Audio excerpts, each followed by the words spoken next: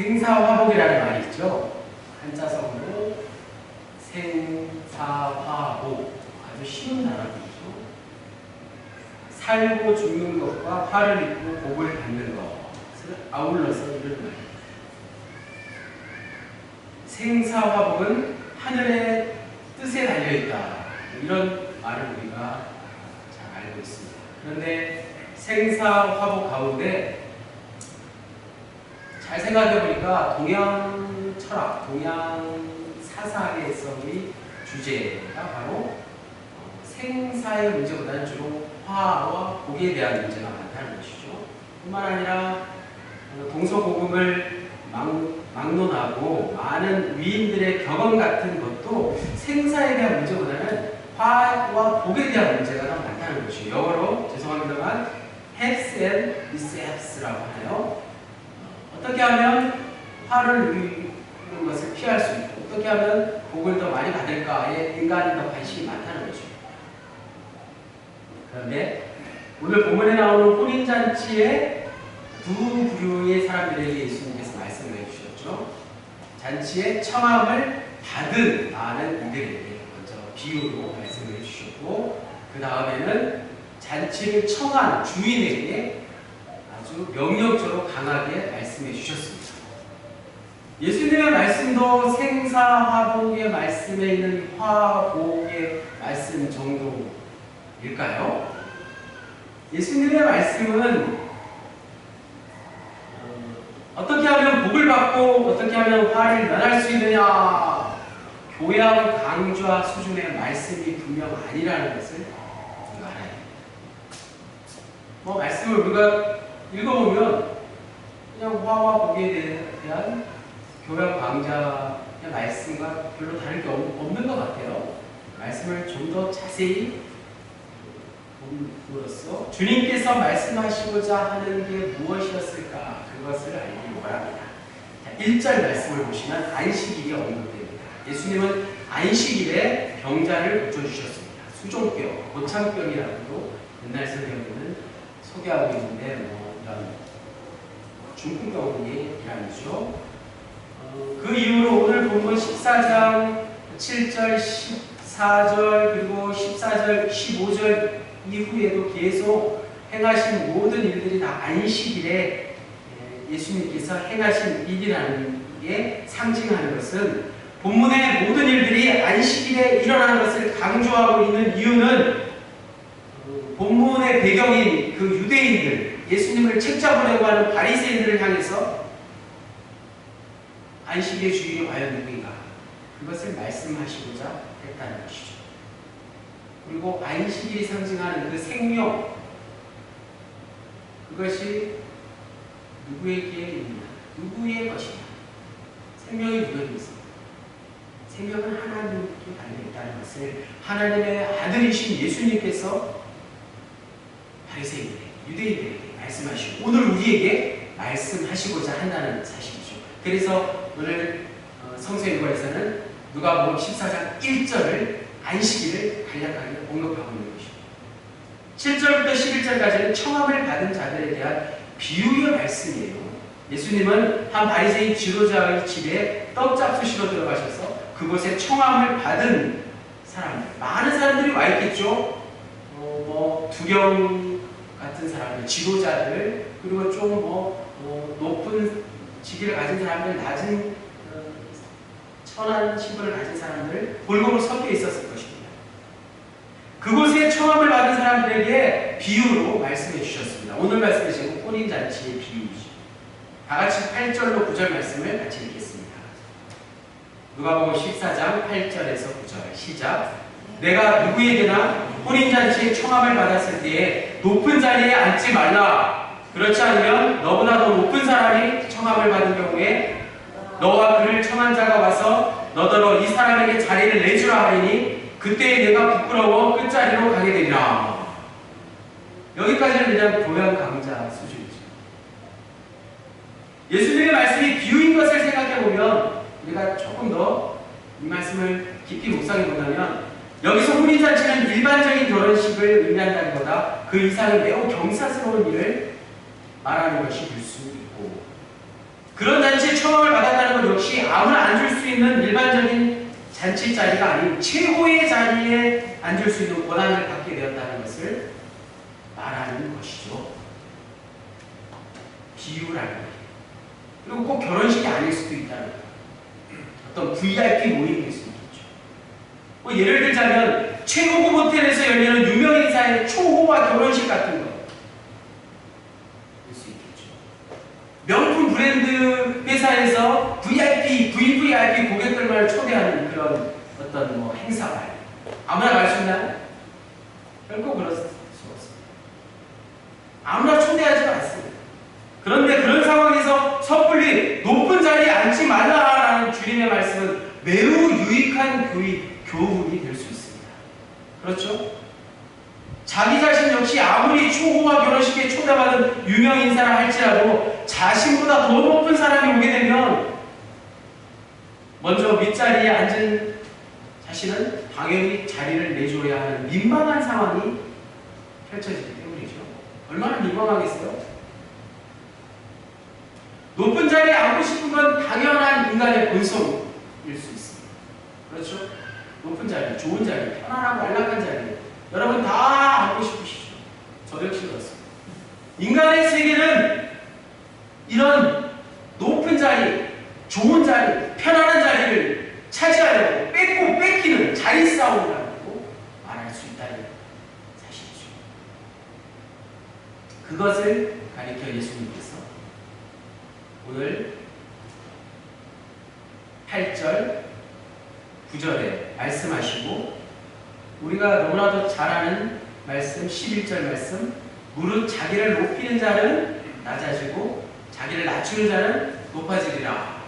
이 말씀도 굉장한 교양, 고호 차원의 교양이 되는 그런 말씀 아니겠습니까? 그렇게 말씀해 주셨어요.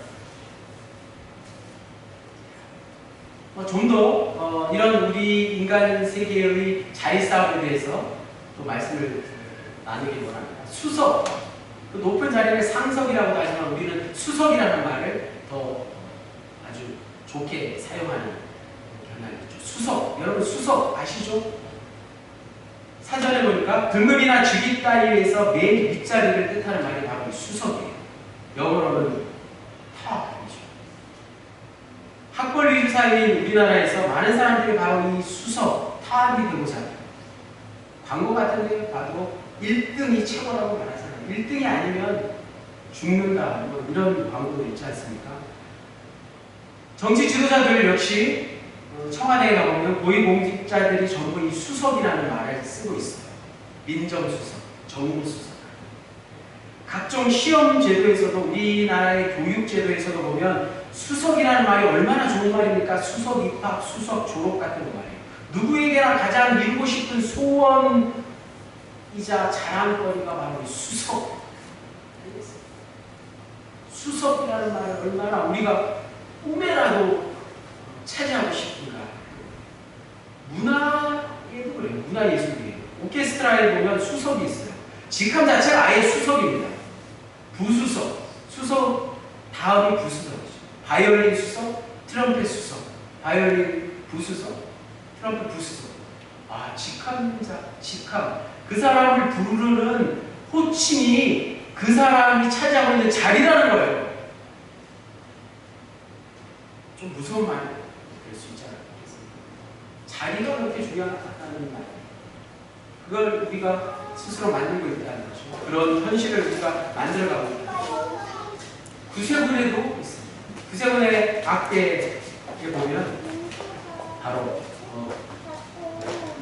악대 캠프 같은 데라.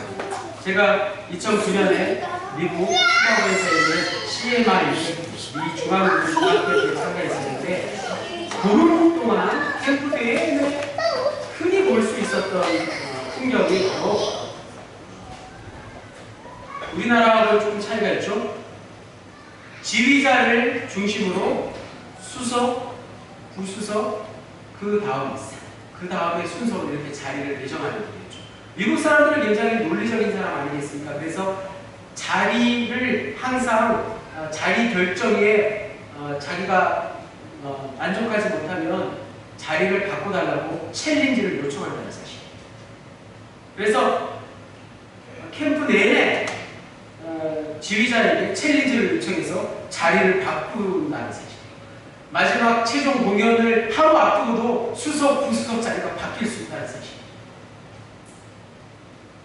실력이 월등히 앞서는 한 자신의 자리는 언제든지 챌린지를 통해서 바뀌게 되는 장면을 선진국에 가면 볼 수 있다는 것입니다. 자, 그렇다면 우리가 여기서 꼭 한번 생각해 보아야 할 질문이 있죠. 수석이라는 자리가 과연 필요한 것인가? 좋은 것인가? 상석과 말석은 필요한가? 아니, 중요한가? 라는 질문입니다. 일상생활에서 귀한 자리에 가면 예의 바르고 정중하게 서열을 따라 앉은 자리를 정해놓고 손님을 맞이합니다. 식당 같은 데 그렇게 합니다. 공동 식사 자리에서도 그렇게 하죠. 높은 사람, 나이 많으신 어르신들을 우리가 예의 바르게 대접하는 모습 아니겠습니까? 하지만 질서를 위해서 서열은 필요하지만 그 서열은 언제든지 변할 수 있다는 사실입니다. 내가 상대방보다 실력이 앞서는데 그보다 뒤에 있다는 것은 당연히 불공평한 일이기 때문입니다. 그래서 미국 그 사람들의 생각처럼 자리를 바꿔달라고 요구하는 것이 모든 사람들에게 공평하다는 사실입니다. 하지만 앞서 말씀드린 것처럼 이 세상은 여전히 서열이 존재하고 그 서열이 세상을 지배하고 있습니다. 서열에 의해서 인생이 좌우되는 그런 현실을 우리가 생각합니다. 안타깝지만 동물의 세계를 보면 이 서열이 평화를 유지하게 한다는 것이죠. 서열을 정하면 동물의 세계는 평화가 찾아온다는 사실입니다. 하지만 인간은 그 서열을 통해서 언제든지 세계 평화를 무너뜨릴 수 있다는 사실이죠. 그래서 인간은 이미 오래전에 평등을 법으로 규정했습니다. 평등의 시작이 어떻게 보면 서열 때문에 시작했다고도 말할 수 있겠죠.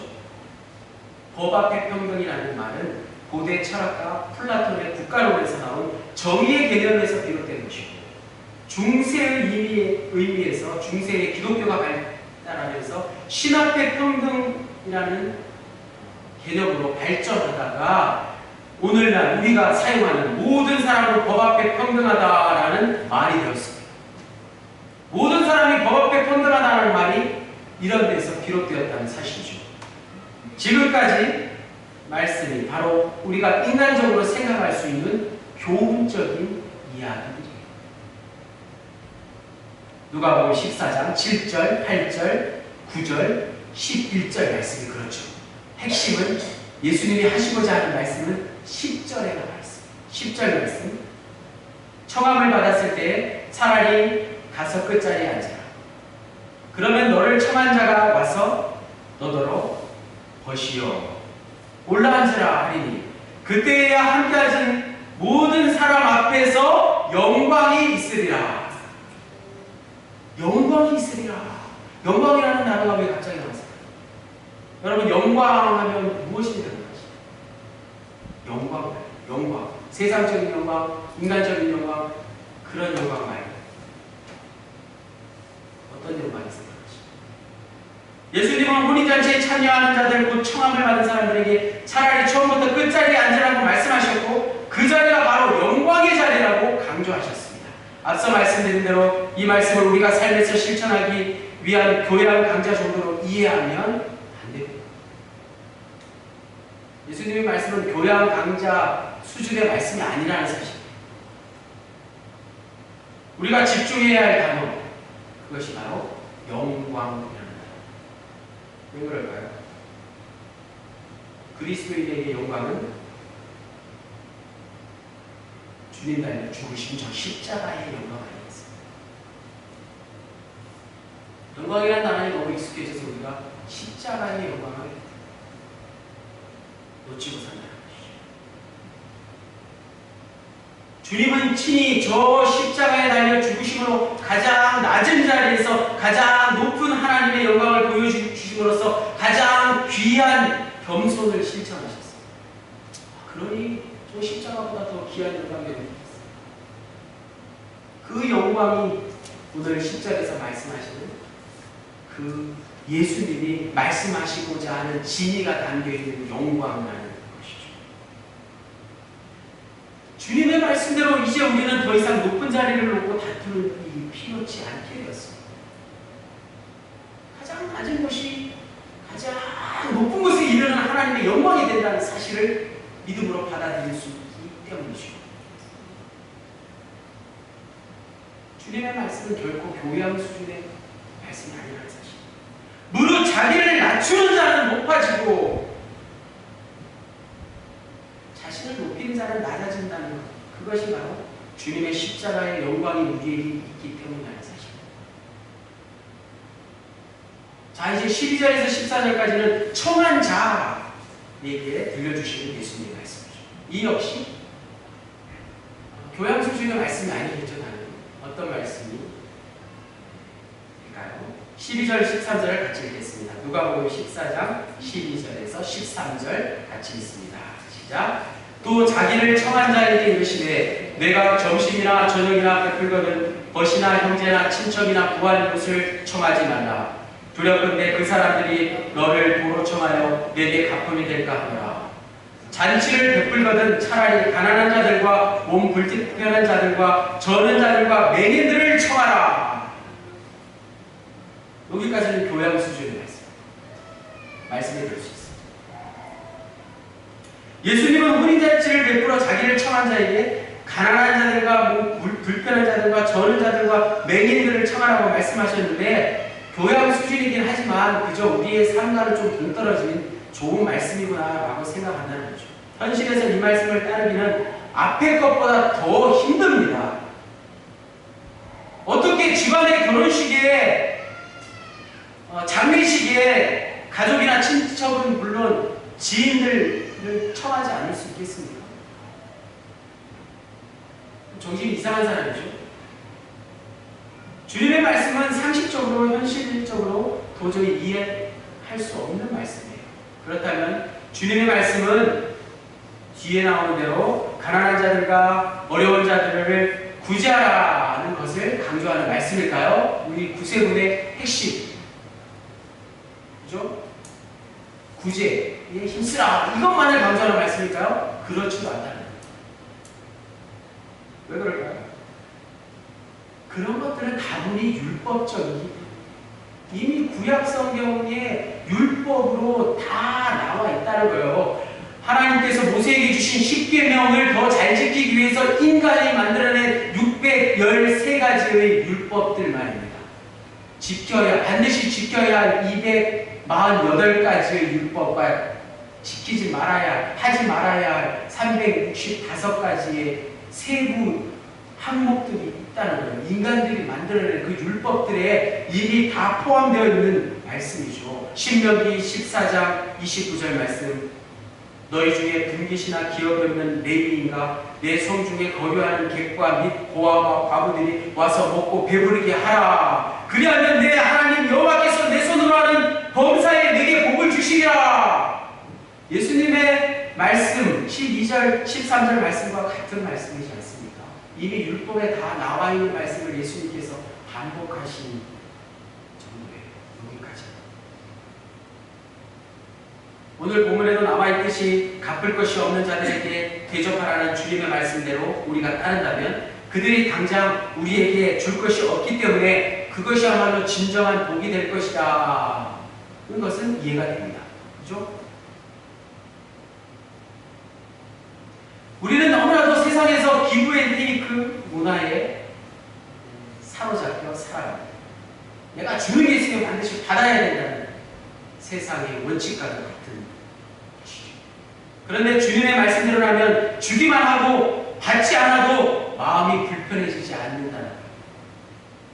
마음이 죽고도 받지 않아도 마음이 편할 수 있다는 게 주님의 말씀의 핵심이죠. 어떤 사람일까요? 그런 사람들은 바로 무언가는 잘 모르지만 받은 게 너무 많은 사람이겠죠. 세상적으로도 그래요. 세상에 그런 사람들 주위에 있습니다. 농부를 보십시오. 농부가 농사를 짓다 보면 주위에 온통 다 먹을 거리가 넘쳐요. 애써 땀 흘려 지은 것이 좀 아깝기는 하지만 당장 내 사랑하는 가족들과 친척들을 주고 또 남은 게 있다면 주위에 그저 이웃들에게 지나가는 사람들에게 나누어 줘도 전혀 아깝지 않은 마음이 농부이겠죠. 왜냐? 매일매일 새로운 열매들이 주렁주렁 열리기 때문이죠. 먹거리들이 아주 1년 내내 풍성하기 때문입니다. 그래서 농부처럼 자신이 직접 텃밭을 일구다 보면 농부의 마음이 이해가 되죠. 지려오는 사람들에게 날마다 내가 가지고 있는 이 많은 것들을 퍼다 줘도 전혀 아깝지 않다는 것이죠. 세상 사람들도 그럴 수 있다는 거예요. 마찬가지 그리스도인은 더 중요한 것은 아무리 퍼다 줘도 날마다 새로운 성령의 열매들이 주렁주렁 열매해야 한다는 사실. 세상 사람들과 분명히 다른 것이죠. 세상 사람들은 먹을 거리만 퍼다 주는 걸로는 뭔가 만족할 수 없는 아쉬운 게 있다는 거죠. 그리스도인은 농부와 같은 마음에다가 무엇을 추가해야 되느냐? 예수님을 받아들이는 마음이 있는 것이죠. 농부는 하나님이 주신 자연의 순리대로 어렴풋이 베풀며 살아가지만 그리스도인은 농부와는 분명히 차별되는 삶을 살아갈 수 있습니다. 예수 그리스도를 믿음으로 얻어지는 확실한 생명을 다른 사람들과 나누며 살 수 있다는 것입니다. 그것이 바로 십자가의 영광을 아는 사람의 삶이라는 것입니다. 구원의 기쁨을 온전히 누리는 삶입니다. 구원의 기쁨, 그것이 감사로 날마다 넘치는 삶이 우리 그리스도인의 삶이 되어야 한다는 말씀입니다. 여기까지도 세상 사람들이 할 수 있는 교양 수준의 말씀입니다. 그러나 마지막 14절 말씀을 잘 보십시오. 14절 그리하면 그들이 갚을 것이 없으므로 내게 복이 되리니 이는 의인들의 부활 시에 내가 갚음을 받겠습니다 하시라. 의인들의 부활이라는 단어가 중요합니다. 당신이 갚을 것이 없는 자들에게 대가를 바라지 않고 주는 것은 세상 사람들도 할 수 있습니다. 결국에는 그러한 자에게 복이 된다는 말씀은 교양 수준으로 우리가 알 수 있습니다. 그런데 더 중요한 건 의인들의 부활에 참여하게 되어서 그때 일어날 일이 무엇입니까? 하나님께서 주체가 되셔서 하나님께서 직접 당신에게 보상을 해주신다는 말씀이죠. 그것은 그리스도인에게 나타납니다.